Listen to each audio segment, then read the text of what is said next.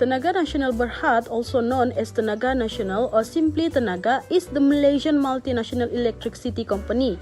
It is the only electric utility company in Peninsular Malaysia and the largest publicly listed power company in Southeast Asia with assets worth Malaysian ringgit 182.60 billion.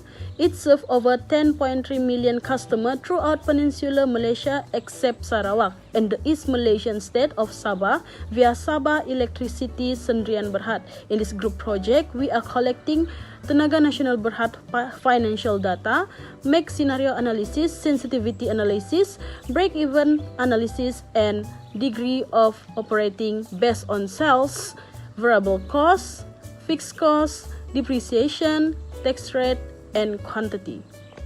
Firstly, clear research objective. Before beginning any data collection process, establish specific and well-defined research objective. This includes articulating the specific goals and outcomes that they hope to achieve through data collection. Clarity in objective directs the selection of appropriate data source and methods, reducing the possibility of collecting irrelevant or extraneous information. Next, clearly defined objective also serve as a foundation for assessing the accuracy and completeness of collected data, ensuring that it is consistent with the research goals. Next, rigorous data collection planning. Planning is an essential part of ensuring data accuracy and completion. We should carefully consider their data collection methods, whether they use surveys, interview, experiments, or secondary source. Attention to detail in the design of survey instruments, questionnaires, or experimental protocols helps to ensure that the data collected accurately captures the desired information. This planning phase also includes testing the data collection process on a smaller scale to identify and resolve any issues before full-scale implementation. Besides, systematic documentation. Documentation is critical to ensuring that collected data is accurate and complete. We should keep detailed record of the data collection process, such as the method used, any changes made during the study, and the timeline of activities. True documentation promotes transparency and reproducibility, allowing others to verify results and identify any discrepancies. Moreover, validation and quality check. Implementing validation checks during data collection is critical for reducing errors. We can incorporate range validation, logical consistency check, and other quality control measures into their data collection tools. This step detects inaccuracy, outliers, and inconsistencies in real time, improving the accuracy of the collected data. Pre-testing instruments and conducting pilot studies improve the effectiveness of these checks, allowing for refinement before the main data collection phase. Lastly, continuous monitoring and post-collection review. The responsibility for data accuracy does not end with the completion of data collection. We should monitor the process continuously and review collected data on a regular basis to ensure consistency and completeness. Post-collection reviews involve a thorough examination of the entire dataset to detect any missing data, outliers, or errors.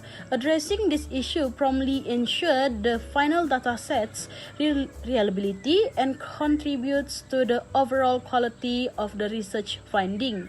Additionally, soliciting feedback from peers, advisors, or mentors can provide valuable perspective and strengthen the collected data. Challenges in obtaining reliable financial data. Obtaining reliable financial data is critical for making informed business decisions, but it represents several challenges that can jeopardize the accuracy and trustworthiness of the information. One major challenge is complexities of financial reporting standard. Companies frequently use different accounting principles, and navigating these complexities can result in variations in how financial data is presented. Furthermore, regulatory change can complicate the process by requiring organizations to adapt to new standards, potentially introducing uncertainty and affecting data reliability. Another challenge is the timely delivery of financial data. Delays in reporting, whether due to internal process or external factors, can reduce the data's relevance. Financial information must be current in order to provide an accurate picture of an entity's financial health, and outdated data may lead to poor decision making. This challenge is particularly relevant in industries that experience rapid changes, and timely insights are critical for strategic planning. Data quality and accuracy are ongoing challenges in financial data collection. Data entry errors, miscalculations, and reporting inconsistency can lead to inaccurate financial information. Ensure data precision through rigorous validation process, regular audits, and the use of technology to identify and correct errors. The credibility of the source influences the reliability of financial data. Relying on unverified or questionable source can compromise the integrity of the data, emphasizing the importance of selecting reputable source and exercising due diligence in data collection. In conclusion, obtaining reliable financial data is a multifaceted challenge that involves navigating through accounting complexities, ensuring timely reporting, maintaining data accuracy, selecting trustworthy sources, and addressing cybersecurity risks. Overcoming this challenge requires a combination of stringent data governance practice, adherence to regulatory standards, technological advancement, and a commitment to staying informed about changes in the financial landscape. By addressing these challenges, organizations can enhance the reliability on their financial data and make more informed decisions. Hi, Assalamualaikum. My name is Irasdi Ahmad and I'm about to present about the analysis scenario. So, what exactly is analysis scenario is?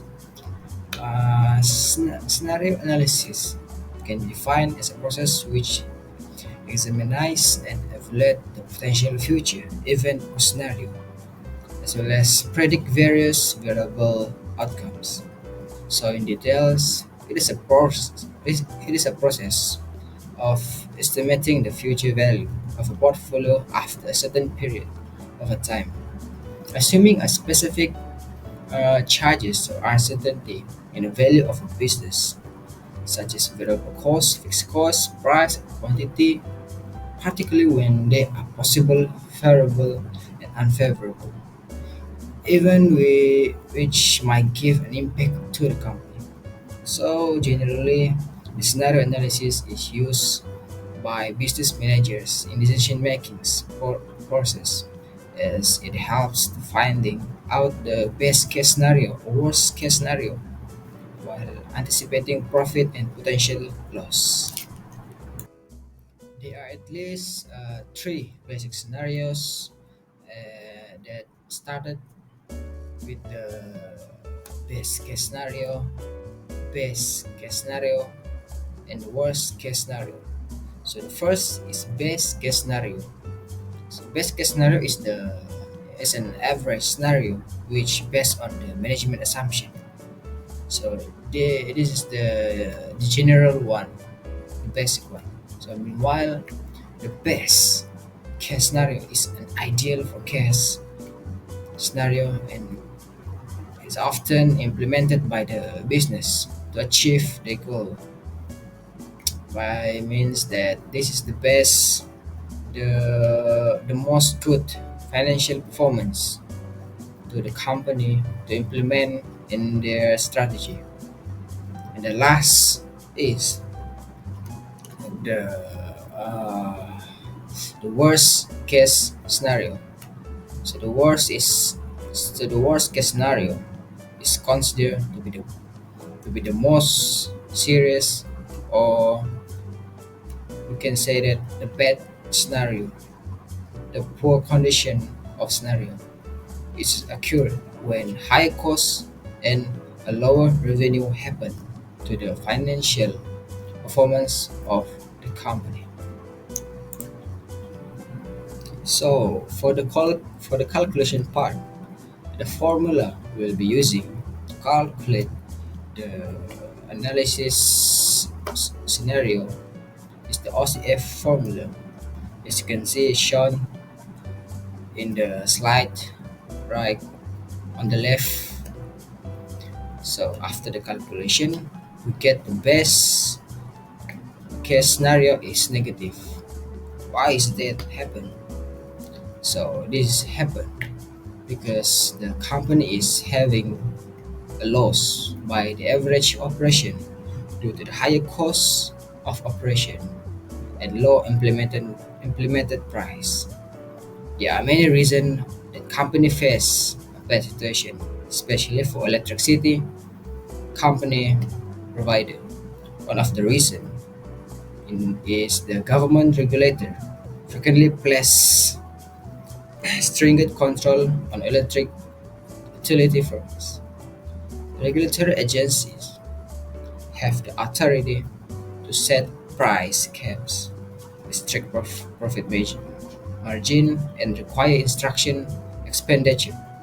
Sometimes following these rules make it more difficult for a business to run a profit. So also the worst case scenario after the calculation, we also get the very high negative one because it could be happen to the company such as the MB due to several challenges as they're restricted by the regulation. Besides that, many significant amount of capital are needed to establish and maintain the infrastructure required for the production, transmission and distribution of energy. Power plants, transmission lines, and distribution network can have significant fixed costs. The business may find it difficult to turn a profit if these fixed costs are not managed effectively. But for the best case scenario, we have the positive value because the situation can be changed to the opposite when the operation in a good condition by the lower cost and the price is high. So the best case scenario that they have to maximize their profit. However, scenario can be changed to the opposite.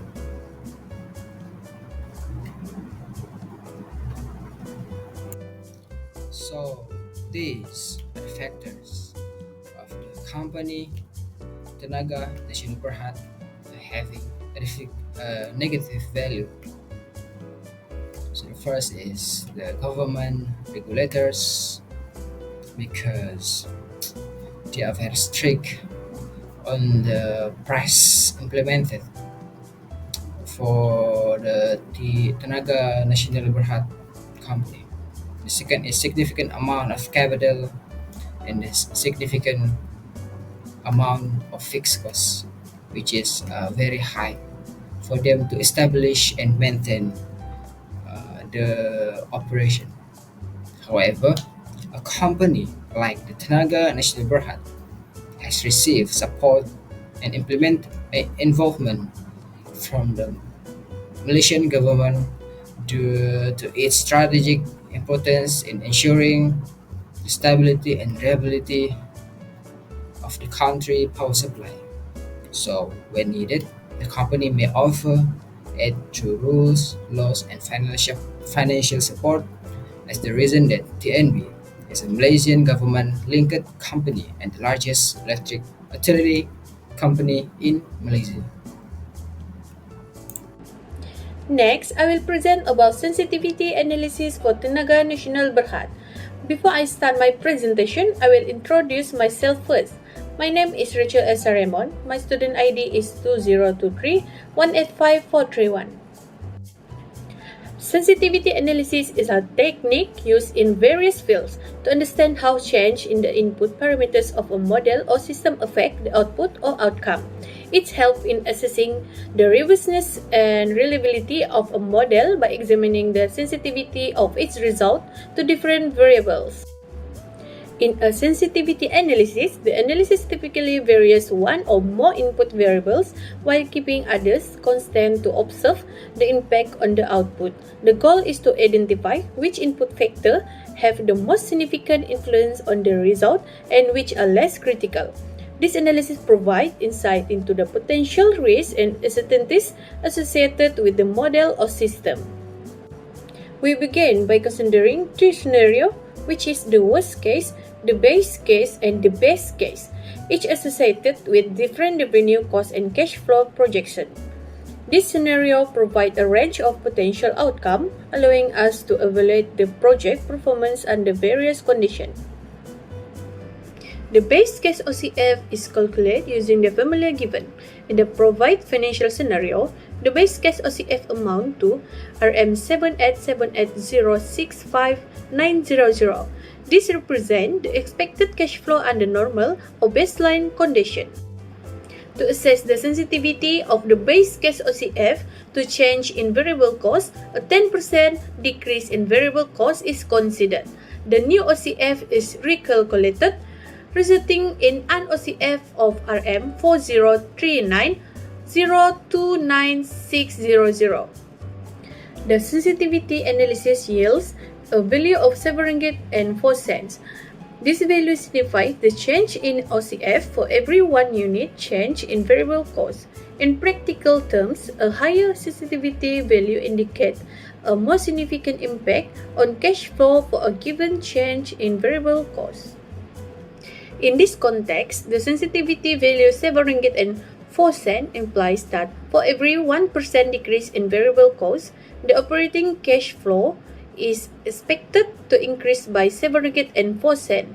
This sensitivity value is a crucial metric for decision makers, providing insight into the responsiveness of cash flow to change in variable costs. Sensitivity analysis, as demonstrated in the provided financial scenario, offers valuable insight into the potential impact of change in key variables on financial outcome. In this specific case, a 10% decrease in variable cost leads to a notable increase in operating cash flow, highlighting the sensitivity of the base case to variation in these particular parameters. That's all from my sensitivity analysis. Thank you. Assalamualaikum and greetings to all. My name is Madhur Patra. Next, I'll be presenting about the break-even analysis. So, for the first item in the break-even analysis is the accounting break-even. In order to calculate the accounting break-even, the following formula in the slide can be used. During accounting break-even, we will assume that the net income will be equal to 0. Hence, we must change the formula accordingly as shown in the slide.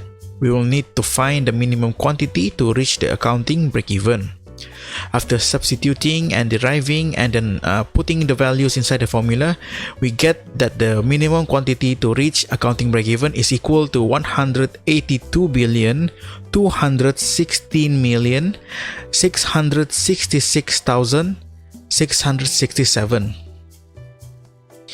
Next, the second item in break-even analysis is cash break-even. So for the calculation, we will have to assume that the OCF value is equal to 0. The formula will have to change also accordingly in order to find the minimum quantity to reach the cash break-even.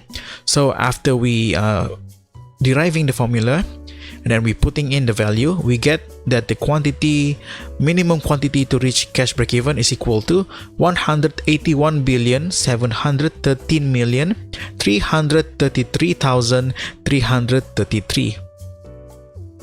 Lastly, for the final item in the break-even analysis is the financial break-even. So for the financial break-even, we also need to calculate the quantity using the CMPD function on the financial calculator. The value of the PV of OCF needs to be calculated using the calculator before the other part of the calculation can be done. The following formula can be seen in the slide as well. So after we calculate everything, the quantity that we get is equal to 180,984,117,177. All of the unit of the quantities will be in kilowatt per hour. We are using 1 unit is equal to 1 kilowatt per hour. Observing the results of our analysis, it is evident that the quantities in the base case fall short of the break-even point. The base case scenario, at its current level of output or sales, is not sufficient to cover all the fixed and variable costs incurred by the business. This implies that the business is operating at a level below break-even, where it is not yet able to generate a profit. Several factors may contribute to this discrepancy, such as lower than expected sales volume, higher variable costs, or a combination of both. It is essential for the management to thoroughly review and reassess the assumptions and put input use in the base case scenario. Additionally, exploring strategies to increase sales, control costs, or optimize operations may be necessary to achieve break-even and move towards profitability. Understanding the reasons behind the lower quantities in the base case is crucial for making informed decisions and adjustments to the business strategy. It is recommended to conduct a detailed analysis of the assumptions, market conditions, and operational factors influencing the base case scenario to identify opportunities for improvement and enhance the overall financial performance of the business. My name is Nushazani binti Nordin. Let's move to my part, which is degree operation leverage. Operating leverage plays a crucial role in assessing a company risk and performance by shedding light on its cost structure and sensitivity to change in sales. The degree of operating leverage is a key metric used to quantity the sensitivity. Understanding operating leverage is instrumental in evaluating risk due to its direct impact on profitability. A degree operating leverage greater than 1 indicates that a company relies more on fixed costs, making its operating income more susceptible to fluctuation in sales. In favorable conditions such as increased sales, the company can experience amplified profits. However, during periods of declining sales, the magnification effects work in the opposite direction, potentially leading to large losses. As you can see, this is the formula I use in degree operating leverage.